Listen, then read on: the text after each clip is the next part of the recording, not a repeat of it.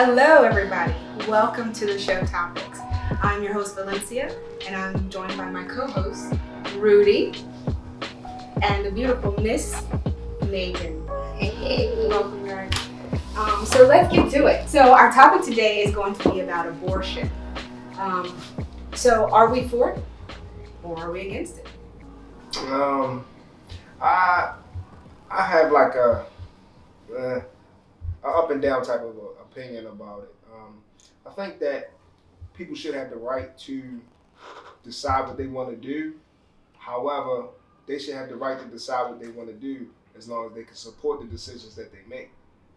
Their decisions shouldn't fall on the backs of other people. Taxes and anything else that involves government assistance unless they fall on hard times. But don't make a decision that you ultimately know you can't take care of. So are we talking in reference to the repeaters?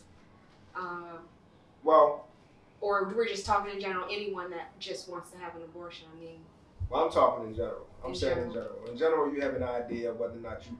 That's the equivalent of earlier today. I was thinking to myself, having a child is not too much different from, and don't misunderstand me when I say this, is not too are you much. gonna say it? Oh, Yeah, you I'm don't gonna say say it. He's gonna say I it. hope you don't say it. It's not too. I guarantee y'all know what I'm gonna tell you. Okay, go ahead. It's really not too much different from purchasing a home, because the reality of it is you got a 30-year mortgage, so children, you deal with them less time than that, and you probably spend less money than what you do for a home. But it's a conscious decision. Okay, I'm I'm listen to me for a second. No, I'm All listening, them kids, but yeah. I want to hear what Go ahead. Miss Megan has to say, just so we can stay right there. How do you feel about what he just said? I mean, to compare children to a home mortgage is just ridiculous. It's not the same. It's nowhere near the same. Because it's not an emotional relationship that you have to property versus the emotional relationship that you have to your child and their well-being for the rest of their life beyond 18. But in regards to abortion, I've never had an abortion. Hence, I have 3 children. But I definitely understand. I think that that a woman has a choice. And even though I'm a Christian, and I believe that God gives us a choice. He gives you a free will to do whatever you select to do. And I also agree with one part that Rudy said, is that it's really about the decision that you make if you can handle the consequences of either choice. Okay. Because having a child is one path that is, some people feel like it can limit things. To me, I rock out with whatever I want to do with my kids on the side of me. But some people feel like it can limit things. And on the other hand, there may be medical reasons why you need to have them, need to terminate a pregnancy. Mm-hmm. There may be really legitimate reasons why you don't want to. It may be incest. It could be rape. It could be real reasons why you decide that you don't want to move forward with the pregnancy. That's good. But now I want to go back and I want you to finish your thought. So, when you purchase a home, it's a conscious decision. Mm-hmm. It's something that you prepare for. You have to make sure that your bank account is in a certain order. Mm-hmm. You have to make sure that you save money. You have to make sure that your debt to income ratio is at a certain percentage. You have to make sure that you're prepared for what's coming ahead when you go to settlement. And the reason why I made the comparison is, so feelings to me is what gets people more so in trouble than anything. And I'm not saying if anything's wrong with feelings, because you're a human being. You should have feelings. Right. However, the financial side is the part that impacts not only you, but it impacts everybody else. If you're going to make a bad financial decision, well, let it impact you. Let it impact you and your household and your family. If you decide not to pay your mortgage, guess what happens? You get put out, right? Mm-hmm. If you decide not to pay your rent, you get put out. Well, if you have children and you decide not to take care of your children, what happens? The state takes care of them. So it's not. How does the state take care of them? Either they go to foster care, or the state provides programs that can help you take care of your children. But when we talk about decisions and how these decisions are made, they should be made with the same caution that you use in purchasing a home or purchasing any big purchase. Because ultimately, whether we want to agree with it or not, ultimately, children become a bill. I'm not saying that anything is wrong with feelings. This is good. This is really good. Besides the feelings, it is a bill. You have to really look at it. It's an investment. It's not a bill. Okay. This mortgage, this house. So I've owned my home for like 5 years. I've spent way less money over a period of time in this home than I've ever spent on my children, and it's an I love spending money on my children because not only is it's a blessing. Every time that I spend on my children, I automatically get blessed tenfold. And when God tells you, and I'm not like trying to get religious, but when He tells you to take care of your children, and there's blessings in that, it is true blessings in taking care of your children. And it's beyond just, oh, it's a business, it's a legacy. It's building a legacy for you and your family. So, like, purchasing a home and having a child it's not the same. Now, I agree as far as preparing, but that's short-term preparing. To get a home, get your score up. My credit can suck right now. I've been in my house. I don't have to keep that going. As being a parent, that's an ongoing decision. You have to be a good parent every day. Every day you have to consciously say, I'm going to be a better person because I have people looking up to me. So it's a lifetime decision.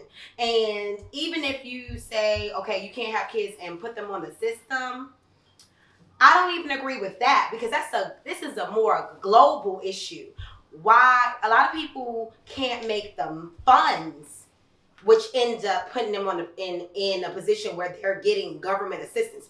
You can make $60,000 a year and still need government assistance for your children. And if you were a single person, maybe that would be a good salary. So I don't think it should be a position where you should be shaming individuals that have to do that because sometimes you're in that predicament and it doesn't mean you're a bad person or you're not good or you shouldn't have children. Now, if you have a welfare mentality and you're having children simply for a check, that's two different things. Mm-hmm. But I think that it really bothers me, especially someone who's been in social services and social work for 10 years, to hear people say things like that because it gives you an idea that you see this black welfare queen and most people that are on welfare don't look like anybody that's sitting in these seats. Well, I want to highlight the point that he was making in reference to when you said feelings gets us into trouble. Mm-hmm. And I also want to say that I hear both viewpoints, but this is why I think this is a good conversation because you're speaking from a male point of view. And men do think logically and they think strategically and they want to put things in order. So he's speaking and I hear it, but I also hear your side where you're talking about, I love my kids and you're speaking from the feelings aspect of it. No, but it's like, once you put yourself in that position, if you're having sex, then you should feel like there is a possibility that I may get pregnant or I may get someone pregnant. That should be so to me, if you don't want that to occur, then you should be looking at birth control and other options for yourself or termination, whatever you need to do. But once that person is here, it is your job to invest and move forward with that decision. I don't think that, but I don't think that it should be a blanket statement that, if you can't afford it or if you're broke, then what are you having kids for? Because you may be broke when you got pregnant, but you may not be broke at the end of the situation. That may be one of the motivating factors of why you are where you are at this point. Yeah. I think, I hear both sides and both of you are making some good points here, and I think you both actually are agreeing with each other on it. In reference to the abortion, do we think it's a moral issue? If you're talking about the reason why they want to ban abortions versus allowing people having abortions, I think it's a question. I think that's what they're using as a question of, is it morally wrong, or ethically is it wrong, or is it the right thing to do, or should people have a choice? Um, you know, first thing, let me say this. I don't think that as an individual, we on on on certain levels have the right to tell a person what they can and can't do with their body, to a degree. As again, as long as it doesn't affect other people, you can do what you want to do with your body, as long as it doesn't affect someone else. But when it starts to affect other people, some decisions have to be made, and there's a level of I know it's a level of control, and I know a lot of people are looking at it as the government is trying to control me. And I'm not saying I'm in agreement with the government. It's kind of hard, because this is one of those questions of, what is the right thing to do? Is it morally right to just allow people to do what they would like to do? Or ethically, should we step in and say, hey, you know what? Like, this is crazy. Like, people are having children, not having children. Should they continue to allow people to have abortions or not have abortions? It's kind of like one of those things. Like, should we ever even let the government step in at all? It's a hard statement. As far as, do I think it's a moral issue? It can be a moral issue.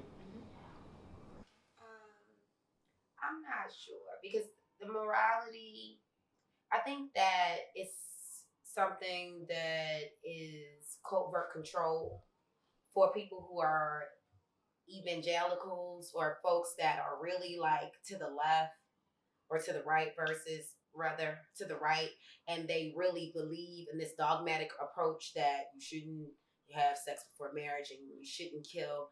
I think that it's political pundits use this against people. You shouldn't kill. You shouldn't kill, right? No, you shouldn't, but you kill people in war every day. So it's really, to me, it's interesting how you can say, oh, don't kill a person because they're a person as a fetus, but kill all them kids in Afghanistan because fuck them. It has nothing to do with morality. If we have a law in place, the reason why the Europeans say that they're here is because it's the difference between church and state. They didn't want churches in their bedroom. That's why they left England. That's what they say. So if that's the case, then what is it really about? And to me, I'm very of the opinion that certain groups of people are targeted for abortion, targeted for certain birth control purposes, for control of population, and other groups that need to increase population numbers aren't. And also, because there's this huge hot button issue about immigrants and Mexicans coming into this country, a lot of people are of the mindset, hey, Americans first, so we need to get our numbers up. So we don't need to be killing any more babies because, hey, it's a lot less Americans. It's not looking like American apple pie here. And I think that a lot of times politicians use issues to hit people's emotions, but it's not necessarily what the bigger picture is. And China, they have laws in place. You can't have more than one child. Here we have abortion laws. And now if these abortion laws are not efficient for our numbers, then now maybe we're putting in place, hey, let's get rid of this so we can get our numbers up as Americans then bring it back down. So is it ethically wrong to take people's right to abort a pregnancy? If you take people's right to abort pregnancy, then you should also take out the right to sign up for the reserves when you're 18. Because if you're killing at 18, but it's not okay to kill an aborted fetus, then it's not okay to kill. When is it okay to kill? If it's never okay to kill, then let's never kill. We don't kill. We don't kill. If we don't kill, then we don't go to war. We don't kill people. That's not what we do.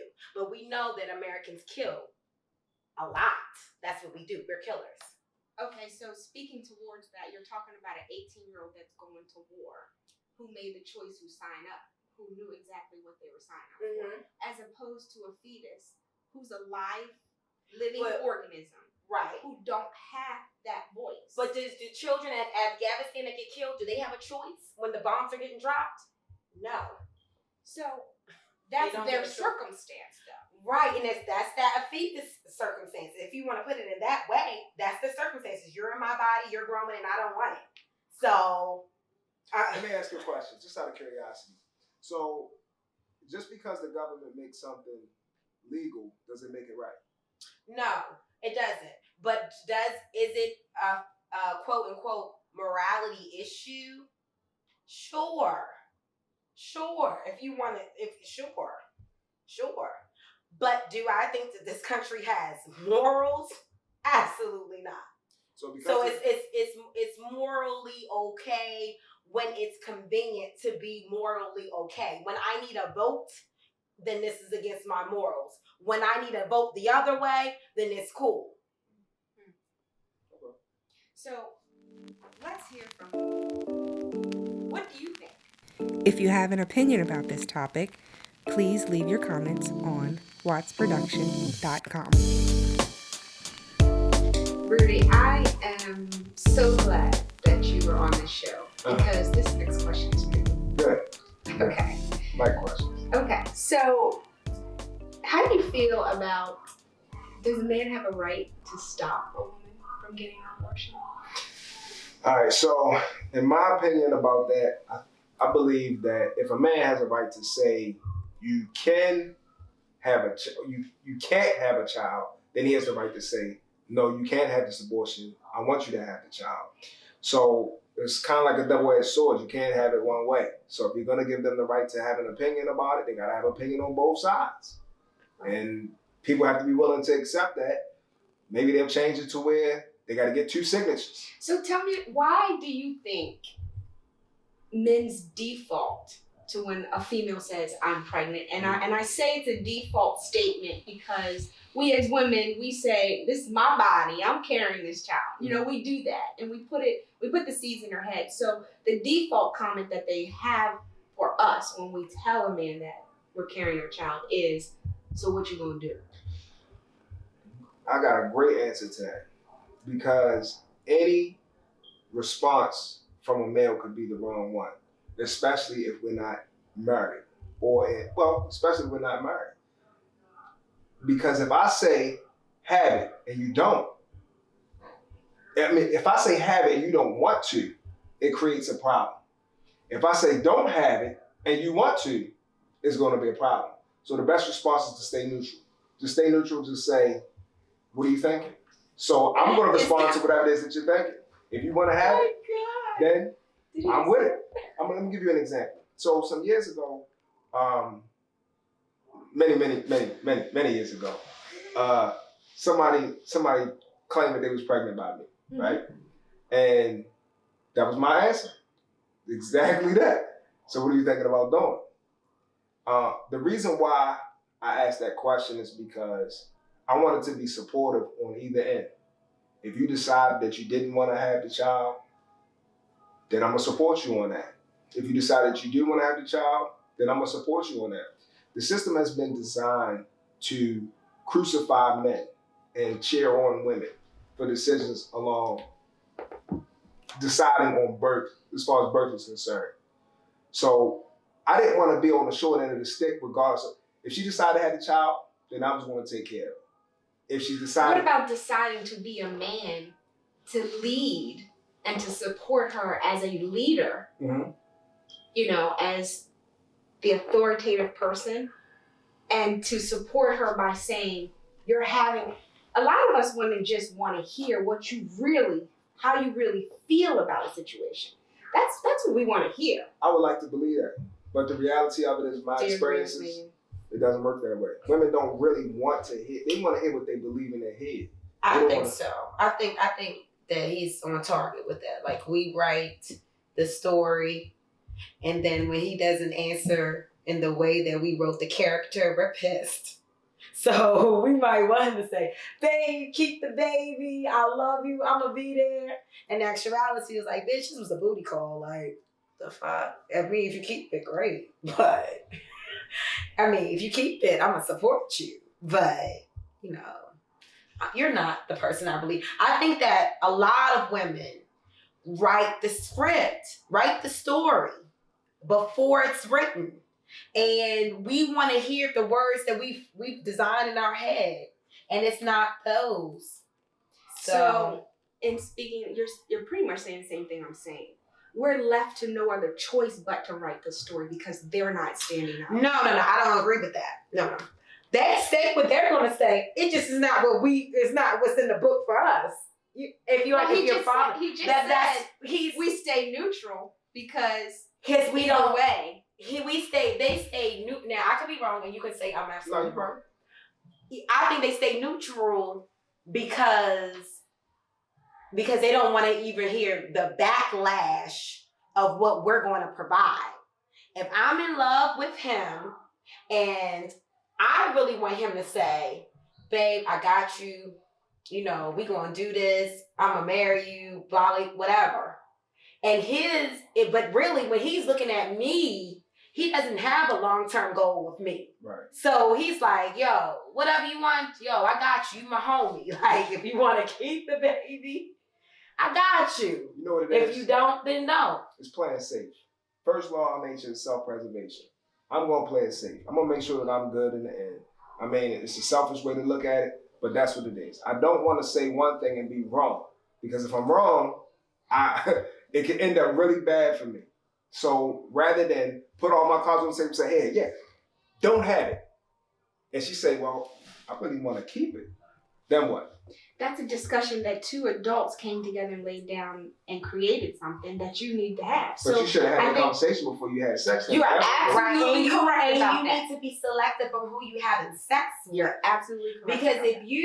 every time you have sex with someone, you need to be thinking about, is this someone I want to have a child with? Or is this someone that I really can see myself building with? If that's no, then you're doing Russian roulette in itself by having sex with that person. Because really, if it's casual, it is not necessarily going to go in the way that maybe you want. I mean, I don't even know if I want to keep a pregnancy that is a casual situation versus someone that I'm in love with. It's a totally different pregnancy. Make sense? No. No? I'll give my thoughts at the end. So you think that a man is first things first. Let's address something that you said. Mm-hmm. You said a man should be a man. Mm-hmm. So I'm gonna stop at that part first. Mm-hmm. A man is gonna be a man because it's a God-given right as a boy. That's the first thing. Well, what I said is a man I know. should be a leader. I know. The second thing is he is being a leader, but his leadership is going to come in with his child, not with the woman. The woman is grown. If she is his wife, then he will be leading his wife. Mm-hmm. See, there's a confusion between a wife and a girlfriend and somebody he's just sleeping with. That's a whole different spectrum. See, we have expectations of people that we don't have any type of ties to. Mm-hmm. The ties are in their mind. You have a tie to me because you said you're my girlfriend. What does that mean? Mm-hmm. When you sign and do your taxes, it says single or married. What are you? Not girlfriend, boyfriend.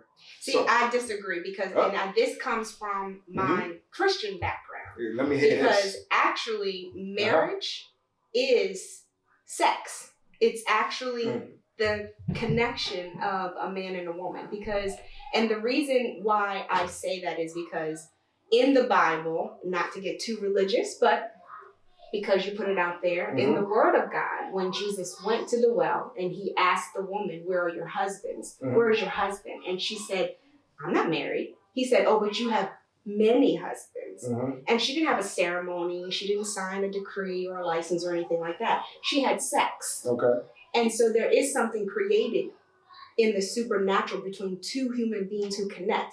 I know society today does not believe this and we don't talk about it a lot, Okay. but there is a soul tie there that you create Absolutely. with that person. Okay. So, But even in biblical terms, they had concubines, which were not wives. They were concubines. They weren't wives. there's still It's- a tie there. It's a tie, but I agree with him. It is a difference between a wife and a concubine, or a wife and a girlfriend, or just a random situation.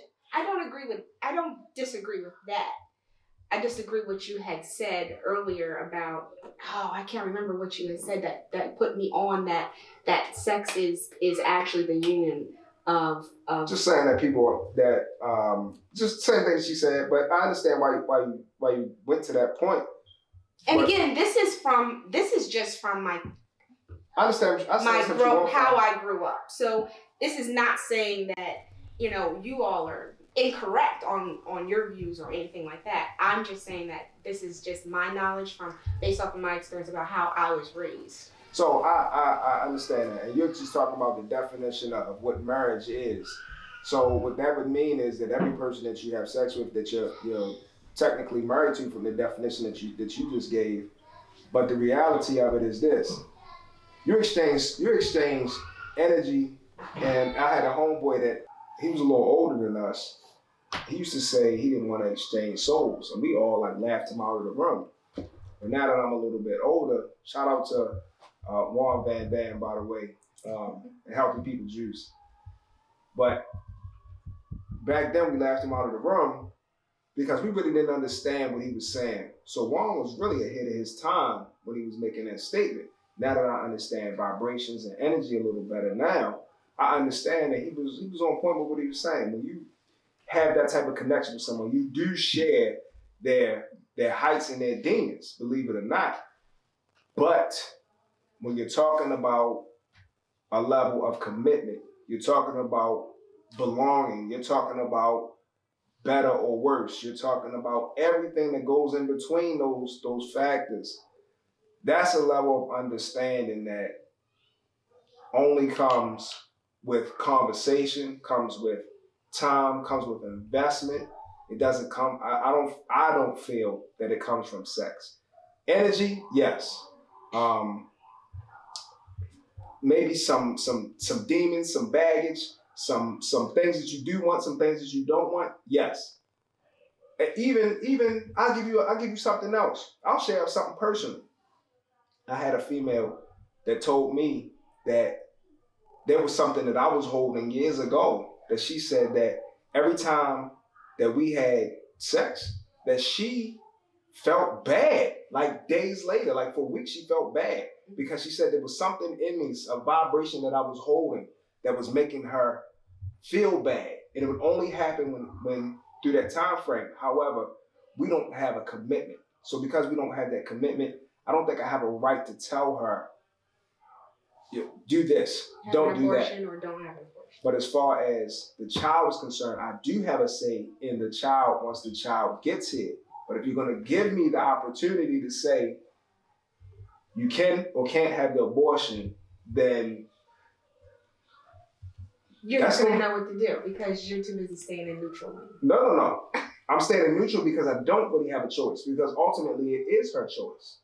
But if I do have an opportunity to say yes or no, and it's going to matter whether I say yes or no, then that's a whole other conversation that we're talking. We're talking about equality now, because as it stands, as far as a woman having a child, men and women aren't equal on that platform. And you're absolutely right. And that will be another show that we will have. But Miss Megan, I want you to chime in on this question. Do you think that men have a right to say whether or not a woman should or shouldn't have an abortion? I think it depends on that role of that man. So I was married for 10 years. If my husband had a desire, he had a say, because he's my husband. If I'm in a relationship with a man, I think he has a say. If it is something like rape or something like incest or something casual and it was a mistake, I don't know how much of a say. I haven't been in that position, but I don't know how much of a say. I mean, he has a say, but I don't know how much weight.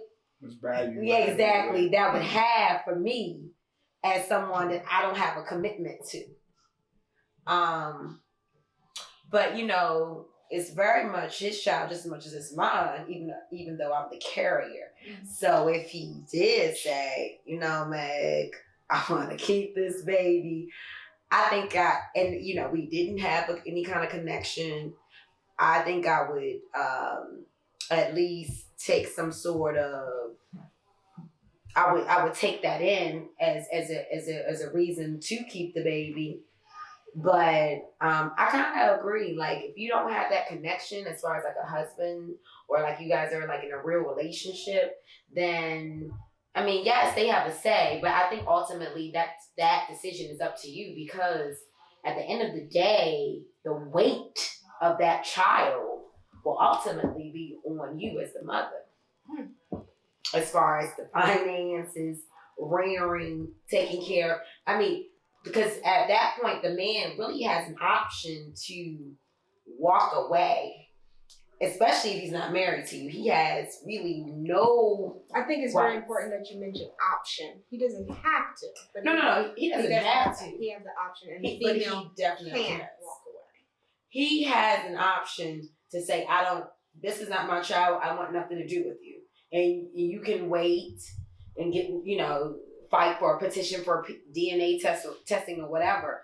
But as the woman, you're the one that's the carrier, and ultimately you may be the one who is raising this child alone. Mm-hmm. So I think that we've had a really good, full discussion.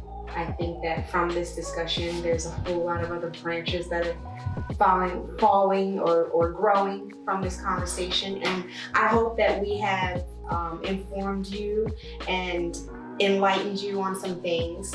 I want to thank you for joining us today. Let me leave you with a final thought. Let me tell you how I feel about it. I think that everyone has the right to do whatever it is they feel like they need to do or they have to do for the success of their life.